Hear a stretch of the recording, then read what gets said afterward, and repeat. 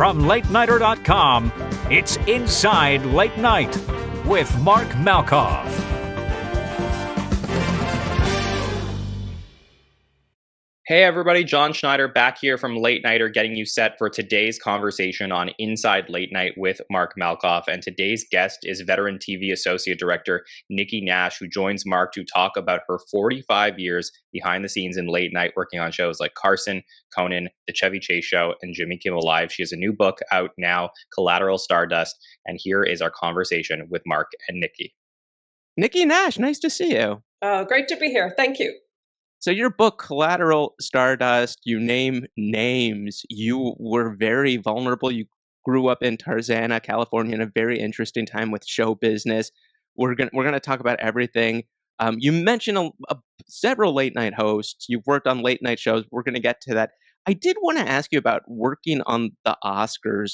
You know, Johnny Carson hosted something like 4 or 5 times and is regarded as one of the greatest of all time. And you were working with the director, Marty Picetta.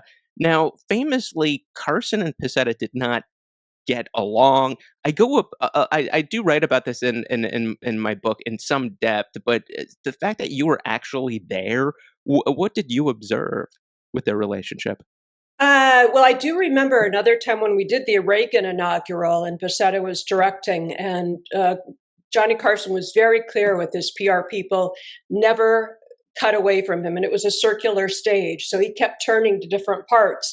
And for whatever reason, Marty kept taking the back of his head.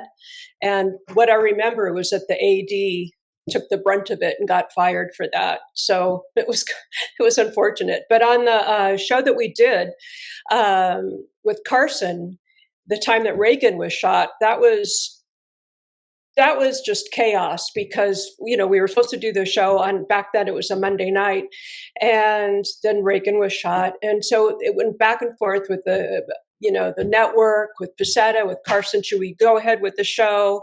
How can we push everybody to the next day, all the stars, all the arrivals? And we ended up pushing it a day. So, you know, we all just found amphetamine somewhere and made it happen. You're right about that in the book. Yeah, Marty Picetta liked cutaways where Johnny, when he was doing his monologue, he always, for the Oscars or when he was doing the Reagan inaugural, always wanted the camera on himself the entire time. Just so for the reaction shots, in case a joke didn't work, that he could kind of save it just with his looks. And I know I go into also I mentioned a couple other things in the book why they didn't see eye to eye, but Picetta said in an interview that he said Carson was the most difficult Oscar host, and I know that they just had different processes. You know, just reading your book, it's unbelievable the number of lives you've lived. In addition, you were at Conan for 12 years on the Tonight Show when he was there for not long, and then as well the TBS run. What was that like working at Conan show? Well, it's the best job I've ever had. And after the Tonight Show ended and we, went to TBS, it still continued to be. And we were like family. He was fantastic, a genius. The rehearsals were usually much funnier than the show, if that's possible, just because he's so incredibly bright. And he'll just riff for 5 minutes, pulling on everything from his, education of the world. And we would just sit there in awe in the control room and watch these rehearsals.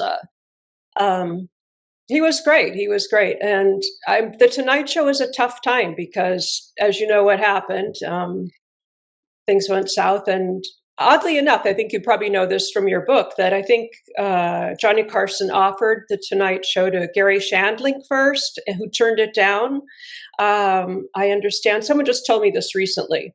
So it's kind of a funny full circle that eventually Conan would do it, Tonight Show would end, and it would be Gary Shandling that kind of picked up the pieces for him when he went to Hawaii. It was a hard time. True, they were very close. Shanley and Conan. Yeah, at one point they were going to pick the permanent guest host, and it was down to because Carson didn't have the say of who took over him on the Tonight Show, but it was down to Shanley and Leno, and Shanley just didn't want to do it. He was committed to doing the Showtime show, so Jay took the gig. But yeah, Shanley was unbelievable. You also worked, at least for a little bit on Jimmy Kimmel's show? Just, I just filled in, which as an AD, that's, you just go in and you have to learn everything in about a day. So it was just a couple of weeks, but I did bring an aide to show you something that I thought you would get a kick Okay. out of. So here it is. I've only shown this to one person, and that's you. Okay. I'm looking forward to this. We were gonna get there. That's the Chevy Chase show. I was gonna get there. Oh, I didn't mean to push you. No, no, no, no. That's wonderful. No, I appreciate the visual. Oh my goodness. I've seen a Chevy hat, but I didn't see the shirt. No, I had the director on.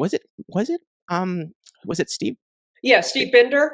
Yeah, he was on my Carson podcast. Yeah. Yeah, Steve's great. Amazing career. What stands out about Chevy's show?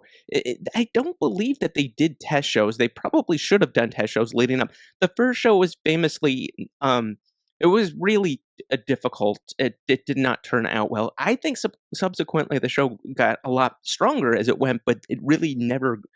Obviously, you do less than 30 shows, you're not going to be able to find your groove. But as a spectator, what did you witness? Oh, well, I'll just tell you this sort of behind the scenes thing that, as you know, the first show, not great. I think, Chevy, he was terrific to me. We were friendly.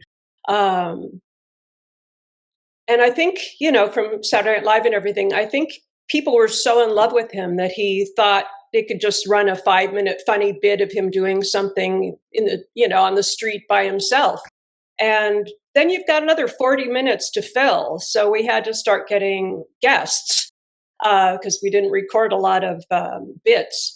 So I don't know, maybe a week in, the stage manager told me this. He goes, I think we're in trouble because he had a talk segment, which was awkward. He gets off stage and he says to Josh, I hate that part where I have to talk to people. That is the whole interviewing guest is not easy. I mean, you have someone like Letterman who guest hosted for Johnny Carson and had a morning show, and he had that, and it really he needed that practice. Where Chevy, he was so established and so famous that he didn't have time to learn the skill set. He guest hosted for Johnny one time and said it was really difficult, and I guess he blocked it out how hard it was. You mentioned in the book that you dated a late night talk show host for a little bit. You met on the Smokey Robinson special. Who was that? And was that when he hosted his show?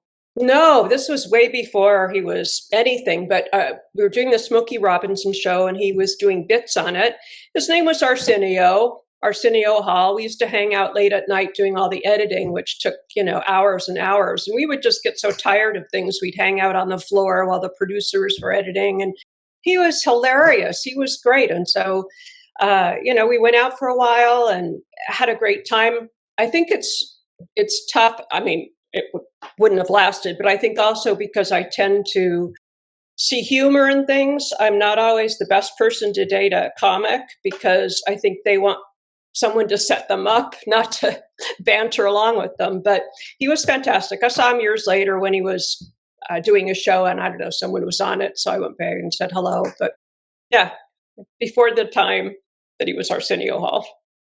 That's so interesting. Yeah, he has so much charisma as a host, and I mean, when he first started that show, the first 2 years or so, absolutely enormous. Getting back to Conan, what was it like in the control room on the final Tonight Show? You have Neil Young playing "Long May You Run" and Will Ferrell with Freebird. What was that occasion like? That final show? It was painful. It was very hard. All of us were very close. Conan was a great boss, and it was hard and sad. I mean, all of us could empathize with Conan because we knew of his love of Johnny Carson, and he finally got there. And there's no there to get after Johnny Carson. I mean, that was a bunch of elements and zeitgeist of the time, and Conan is a different person. And we all felt for him because that was his dream, going up in smoke. And for all of us, I mean, it was secondary to wonder, about our jobs or what would happen next. And I have to tell you, I mean, I get chills thinking about this. Conan, the other AD with me, had been with Conan like 20 years or whatever, came out from New York. And and Conan's producer was calling people in to just talk about little severance pay things and everything. And I'm saying, Billy, I hope they take care of you. God, you're so great. You've been with him forever. I mean, I'd been with him 6 months. I didn't expect anything. So Billy comes back and he was blown away. It's like he was paying him 4 months' salary or something. And I'm like, God, Conan is he did that with everybody. I get called in and I was offered the same thing. And I said, Conan, I've only been here like 6 months. And, he said, well, but I've known you since, the 80s, which I did because of not necessarily the news. He was one of the first writers. So all of us were just always blown away at his generosity. Sometimes he calls it Irish guilt, but he is such a caring person. And he took care, 180 people on the staff and crew were fine for like 4 or 5 months. And then he got another gig. There was one point where he fell during the taping, and they had to stop the taping, and they had to we went to the hospital, and it wasn't aired. It was a canceled taping. Extremely rare. What were some other times that you recall where they actually had to stop taping or something didn't air during those 12 years working for Conan's show? Very rarely. The Terry Hatcher thing that you mentioned was probably the scariest because they had wet him down after a pre-tape that involved a swimming pool. And so the art director got him all wet and they ran down the stairs and I'm sure he slipped. And just one point on that, he was such a professional. I don't know, he might have still had a concussion seeing stars. Somehow he said, well, Terry Hatcher, you're the winner. He got to the desk. He said, we'll be right back after this. He has no memory of any of that. And yes, he went to the hospital. So the show didn't air. But consummate professional, as they say, he was able to finish the segment. I think another time, he's game for anything, and it's not always thought out. And I think we had a big bison or a big something, and someone said, it was rehearsal. So, well, get on it. Well, that was not the best idea because the bison was not too happy to be there, and the floor was slippery, and he took another fall, and I think he hurt his hip, but. He was game. He did all these stunts with Stephen Ho, who did all the stuff through glass. That was, just like a stunt man, and it was very impressive. The Chevy Chase show, did they have a wrap party? Good question. I'll tell you this. I think maybe a week before it was canceled, and I had talked to Chevy, came into the booth a few times, and I knew he was struggling with his back trouble and took some pain medication. There'd been talk about him trying to get sober, so I knew I wasn't, talking out of school. But I said, Chevy, just so you know, there are about 8 of us on the show that don't drink anymore, and we meet every Thursday if that's something you'd be interested in. And he said, yeah, I would. I didn't tell him who else was sober, but and then he sent me flowers, and he said, don't worry, this will be over soon. Meaning the show. And I'm like, I didn't tell anyone, but it was the strangest thing. So Friday, we finished the week, go home, and then Monday they tell us not to come in, and we never saw anybody again. It was just one of those things. That's really sad. How long were you in Living Color? Again, I filled in for a few weeks, and that was an amazing cast and just such a lively bunch. Those shows are very hard to make work, but that show, longevity, people still talk about it. One person who's extremely talented, who did very well guest hosting for Letterman, that got their own show that wasn't able to get past a season. And it's not a representation of her talent, is Megan Mullally. You worked on the Megan Mullally show, correct? Yes. Man, you're digging deep there. Megan Mullally, yeah, she was great. We have the same birthday, which matters to nobody, but I'll mention it. And yeah, we were on her talk show, and no one asked me, but I think it might have been more fun if she had done the talk show as her Karen character. It would have been pretty snarky and fun. That was tough because I think she's just beautiful and hilarious, and also comes in from the side. So she's not easy to kind of rein in. She doesn't want to do all the usual stuff. So that was another show that was sort of surprisingly canceled. I don't think they had really built it around what her strengths were. And And maybe it was a bit of the Chevy thing of thinking it was just going to be easier. Then you just show up and that's enough. Those shows are a grind. They're extremely hard. When you were taking classes at the ground lanes, two people that you took classes with have became very famous. Was it clear? And we'll get to who those two people were. But at the time, if you had to guess the two breakouts, would it have been these two people, and who were they?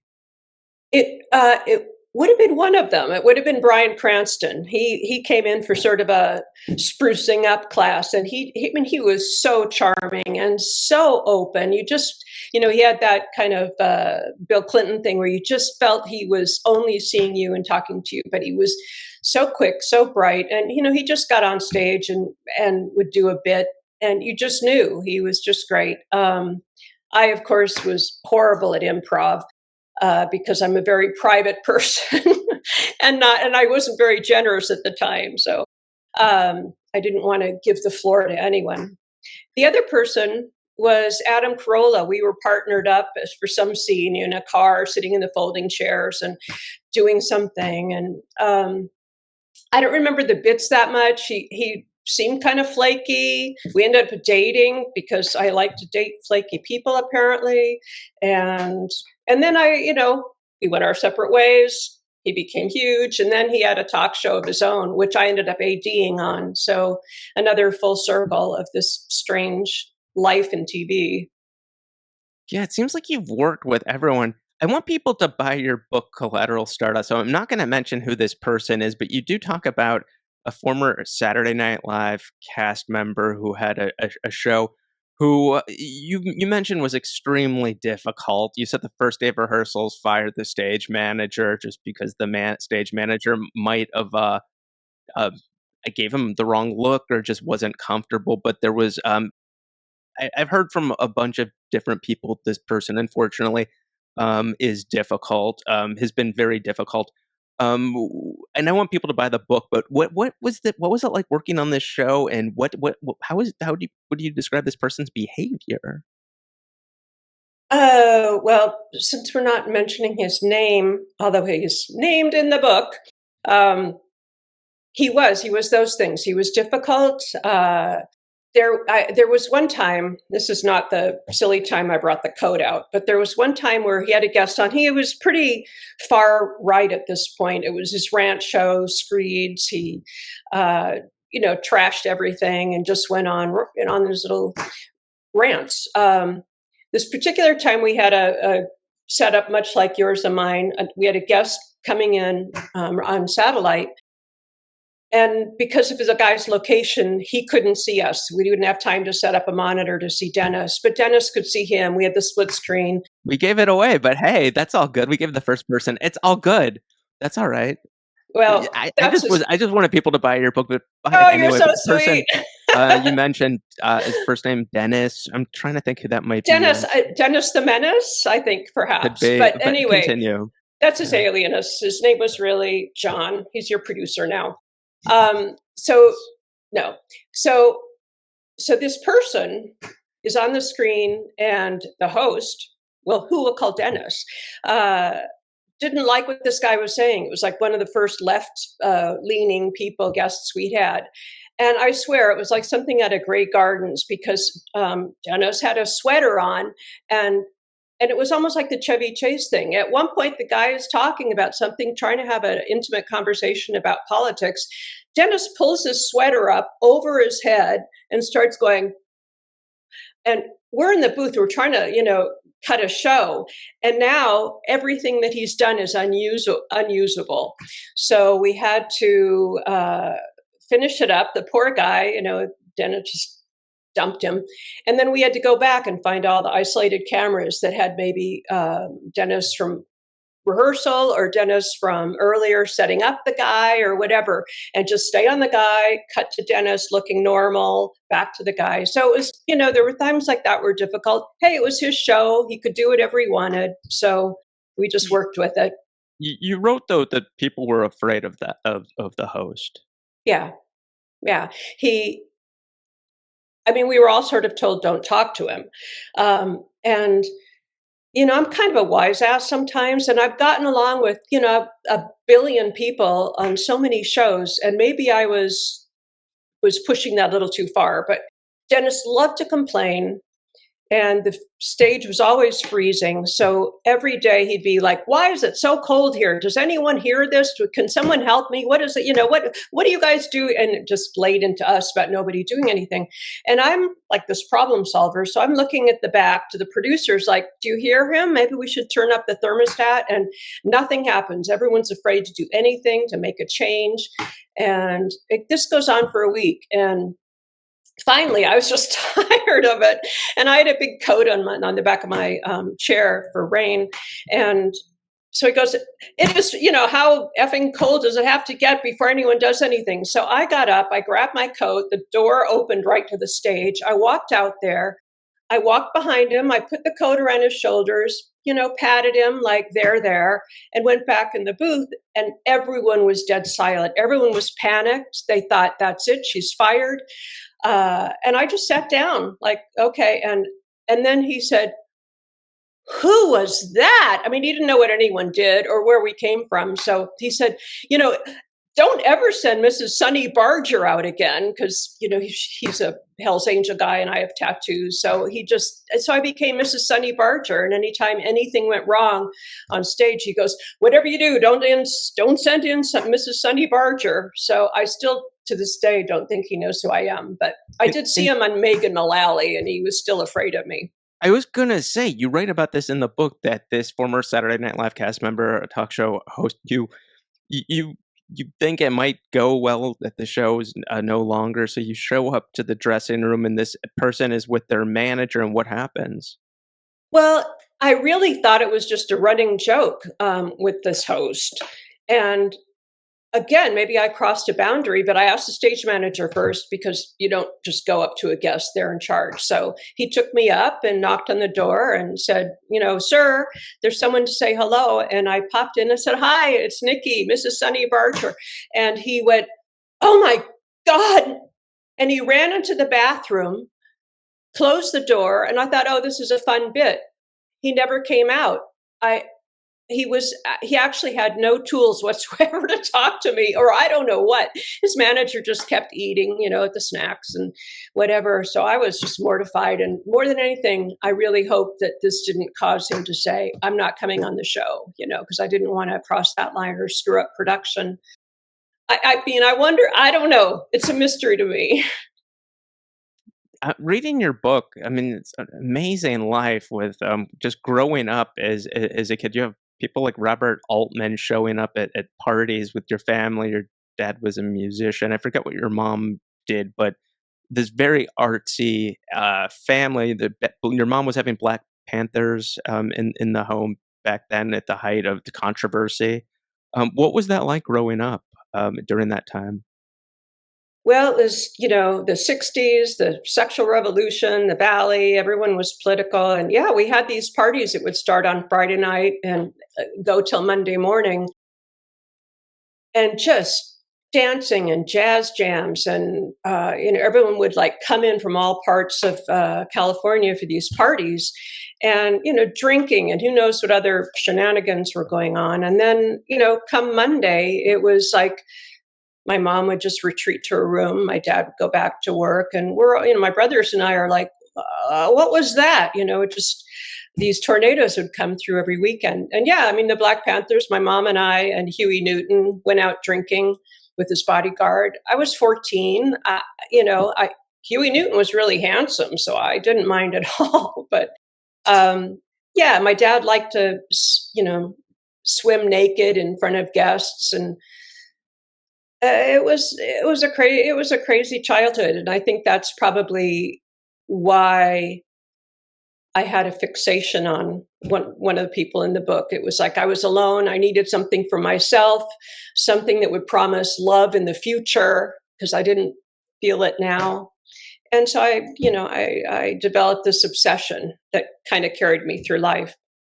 Yes, you talk about it. You name names, and the individual was Warren Beatty, and you were I believe 14 when you first got into Beatty, and you found out that he was living at the Beverly Hills hotel, and you knew that he frequented a restaurant, so you actually got a job as a hostess. Yeah, at 14, I saw Splendor in the Grass, and I knew, oh, that is the person that is going to make life worth living.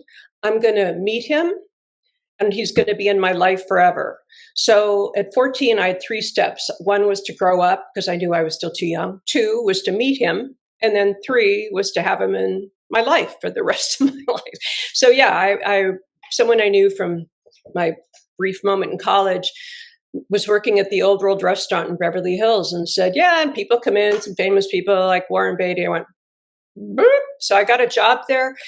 And I worked there a year and a half, and he never showed up. It was just, I was trying to be an actress and dating the waiters, and it was the time of poppers and kind of Studio 54 vibe, and I just kept waiting for Warren to come in, and he eventually did.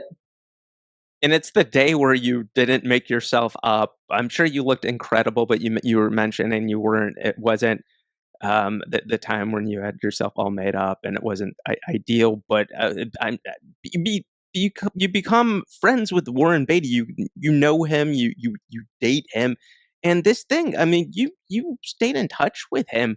I mean, in the book, this was for years and years. How did that progress?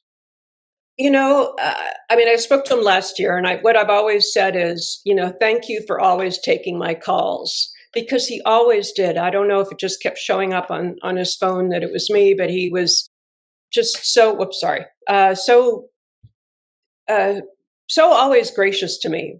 But in the early days, I seemed to be the interstitial between women on movies that he was dating. So anytime he had downtime, I would always call him, and then we would go places, the Playboy Mansion, or we, hang out at his place or go over to Jack Nicholson's and watch football. And, and I just kind of rolled with it. It was, and then he would go away for a year and do a movie. And then I'd call him again. And in fact, at one point, my brother, who's this prodigy saxophone player, Warren was about to do Heaven Can Wait, and he was talking about being nervous about the soprano saxophone that he had to play. And I said, my brother is an amazing saxophone player. He can give you some lessons. So I hooked them up, and Ted went over there and showed him some fingering and all that. So there were multiple times in the book where you mentioned you would have to tell Warren Beatty, stop being Warren Beatty. Can you explain what that meant? It may have been I think even writing the book, I couldn't write it until I was ready, which meant ready to drop some of the persona that I carried around, and tell some of these secrets. As you know, some of them are pretty revealing and some are painful, but they somehow have reconciled my parts. So I'm a much more open person, much happier. And so maybe I recognized this in him. Maybe 5 years ago, I went over to his house. It was completely platonic. I mean, I think I was devastated when he got married, but then, that was it. Okay, moving on. But then we did stay friends. So I went over just to hang out, and I had a dying cat. I was trying to just have a normal conversation with him, and kind of like just an old habit. You see somebody from 30 years ago and you fall into the same pattern. And so, he would ask me questions. So have you ever had a threesome? And I'm like, you ask me this every time, and then he would come up with something else. And I said, Lauren, I'm here. My cat is dying. There's nothing happening here. Stop being all Warren Beatty. You don't need to do this. I'm happy to be here just sitting and talking. You don't have to bring on the charm or bring on the flirt. Nothing's going to happen. That was a billion years ago. So just stop it. Were those parties being at Jack Nicholson's Mulholland Drive mansion, were they as glamorous as somebody would think, or what stands out? Well, the parties themselves, I remember going to a party there, and I was just kind of hanging out. I mean, I'm still like 23 and kind of dumbfounded that I went with Warren and I'm at this party. On the other hand, on the outside, I look perfectly normal, so nobody questioned it. the only remember about the big party was just the bowls of kind of cocaine, like the mushroom hors d'oeuvres. And Warren was very healthy, never did drugs or drank. And had not discovered the delights of cocaine yet. So I just watched. I watched this go by. And um, I did go to a smaller dinner party at Jack's house. Warren was doing a movie, and I guess Jack wasn't, and I was sort of the fill-in girl. I didn't sleep with Jack, but he invited me to a dinner party, and I had recently had a scare skydiving. And so we're sitting at this table, and he said, well, Nikki, tell them about the skydiving. And so I launch into this long story about falling off the plane and tumbling down and almost dying. And like a raconteur, and I look around, and at the table is, Sean Connery and his wife, Michael Douglas and his wife, Michael Caine and his wife. Like, yeah, of course, I'm going to just sit here and tell them this grand story about skydiving. They're all interested, and oh my God, and you went back up, and blah, blah, blah. And it's just, again, one of those out of my body experiences in my life of just like, what is going on here, So It seems like you've met everyone. We'll get to some of the others, but did you ever meet John Belushi? no, I didn't. Did you? No, I never did. Too young? Yeah, I was too young, but yeah, I just wasn't sure if that was maybe the same crowd. What was it like being in your pajamas watching football with Frank Sinatra, and what were the circumstances? Well, that was another kind of out of body thing. I was from that Reagan inaugural where Carson was furious and Pacetta pushed it on the AD, not me. I met the lighting guy for Sinatra, and we, of course, quickly became engaged because I guess that's what I did at the time. And he also did lighting for Anne Margaret and Frank Sinatra, and was about to go on a tour with Frank Sinatra, which I ended up going on and helping the band with logistics and running the lighting board, meaning I just put the on and off switch up, but still.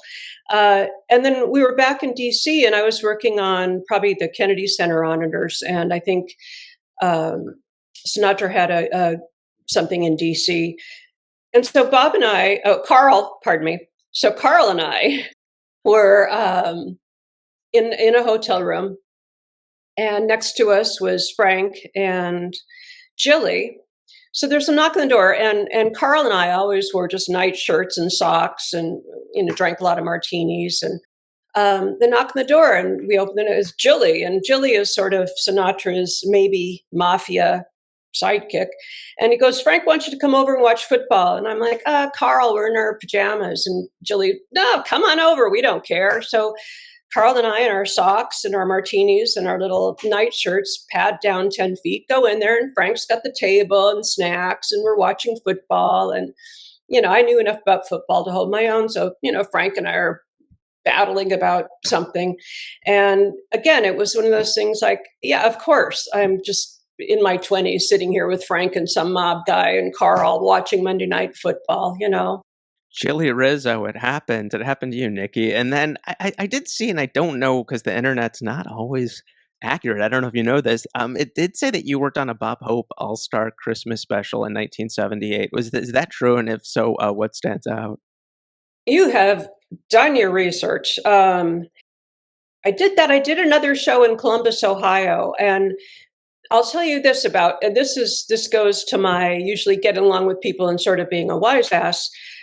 I think we were in Columbus, and Bob Hope was notorious for keeping his own hours. I mean, it's his show, it's his life. We're working for him, of course he can. But people warned me, you might get called in the middle of the night to go run cue cards or something like that. And the PA, I was a script department then, and we were in a building that had shut down the elevators at 8 p.m. to save money and the AC. So all of us stayed till midnight working on the script up and downstairs where the copy machine is. I mean, this is before, of course, internet, cell phones, email.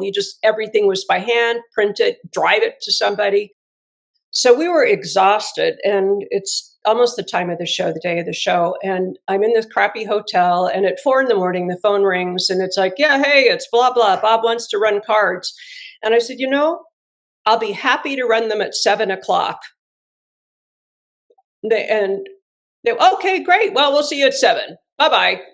I mean, I don't know what came over me, but I just was too tired. Why do we have to do it at 4 a.m? So anyway. Yeah, I'm sure that they're not used to that, but that's good that you put your foot down. I also wanted to mention when you were a teenager, you got to hang out with Anne Margaret, who went on a lot of the late night shows. There's she went on with Johnny Carson quite a bit. How old were you when she was recording? Was she recording a song? Oh, when I was probably 8 years old. My dad was Oh, working with her on a record, and he brought me there, and we took a picture. And I just love her so much. She's often in my dreams. But then Carl with Sinatra, we went to some of her shows and went to her hotel room, and I brought that picture for her to see when little 8-year-old me was trying to be, just as cute as she is, not pulling it off. But and then she was actually on Lisa Gibbons' show, which is a talk show I worked on in the 90s. And again, I asked the stage manager, went in, said hi to Anne Margaret, and just told her how much I loved her. And she signed my dumb little picture of me when I was 8. And I think, I'm not big on autographs. I don't understand them, but that's the only one that I love. So I she think was. that's great, because yeah, back in the day, the autograph thing was what people weren't really doing the photos as much. But now looking back, it's like, why didn't I get a photo? So Warren Beatty knows about this book. You told him. What did he say when you mentioned that you wrote this? I had talked to him a couple of years ago to kind of give him a heads up, uh, and I had mailed him the book, and then I didn't hear anything. I said, please know it's not specifically about you. You're more of a vehicle, more of an obsession, aside from our friendship now, that pulled me through life when I didn't want to live, when I didn't know how to be human. And you always answered the phone. And I'm always grateful for that. And he said, well, yeah, let me look at the book. So I mailed it to him, never heard anything. And I kind of let it go. And I was working on the book. And then I got an agent, and then I got a publisher, and then it was becoming a real possibility. And I did two things. One, I called Warren and I said, that book I was talking about? And he said, no. I said, well, let me remind you. Anyway, he said, oh, no, I don't know about this, And I said, well, I'm happy if you want to read it or give me your blessing, or I'm happy, whatever you need, because you matter first. I don't ever want to betray you if you're uncomfortable with anything. So he said, well, maybe a runner can bring it over. So I just printed it out, and I said, well, I'll just come over. I'll give it to your assistant. So I drove up to Mulholland, and Logan meets me at the car and takes the box. And I figured that would be the end of it. But Logan's, no, Warren's inside. Come on in. And I meet Annette, who's like in the kitchen doing something. And then I go in and sat with Warren, and we ended up talking for a long time about Elaine May. And because I just read her autobiography. And then he said, I have to warn you, I'm only going to read the parts that I'm in. And I said, I hope you read more, because you'll get the tone of the book. You'll find out that it's not like a kiss and tell. And he called me a week later, and he had some notes. He was surprised that I had mentioned Jack Nicholson by name, which I thought was such an odd thing to be concerned with, because there's hardly anything about Jack. In fact, most of the book isn't about these people as much as it is about my ability to be with them, or my lack of being in awe, or just my life that I'm going through. And they happen to be just little pieces that I went through. So I said, okay. He goes, well, you have to understand, I'm married 32 years. And I've got kids. I said, Warren, I know all that. I mean, nothing has happened between us in way longer than that. That's not what this is about. And anyway, he gave me a couple of notes, and I said, I think those are valuable notes, and I'm going to get to that. And so then he called the next week, and I said, I made those changes, and we talked about something else. And I he may have not been that concerned, But the other thing that I did was hire a libel lawyer, because there are a lot of people in the book. And even though, as I just said, I feel like it's my point of view and not betraying, I try to not tell stories when it didn't happen with other people around, like private conversations for the most part. But the lawyer was hilarious because he just said, "Did you really write this?" And I said, "Yeah." And he said, "Are you sure? Because this is way too good." I mean, I'm telling you that because it was pretty funny coming from him. And he said, I had to send some phrases from the book to make sure you didn't plagiarize. And he gave me this list of things that he had checked, like he had a swanky look, as if he found that somewhere else. It would be proof that it was plagiarized, or, anything worth doing is worth doing on cocaine. I guess no one else has ever said that in their life because he gave me the all clear with the book. So. Yeah, the book is amazing. It's Collateral Stardust. Your website is Nikki Nash. That's Nikki Nash.com. Your book, you have more than one book, and also your paintings and rave reviews. So thank you so much for being a guest. Oh, thanks. I've been looking forward to it all week. And thank you for being so generous and nice. Yeah, thank you, Nikki. Thanks for listening. Please subscribe so you never miss an episode. On Apple Podcasts, please rate it and leave a review. Be sure to go to LateNighter.com for all your late night TV news. And you can find my podcast at LateNighter.com/podcasts. Have a wonderful week, and I'll see you next Tuesday.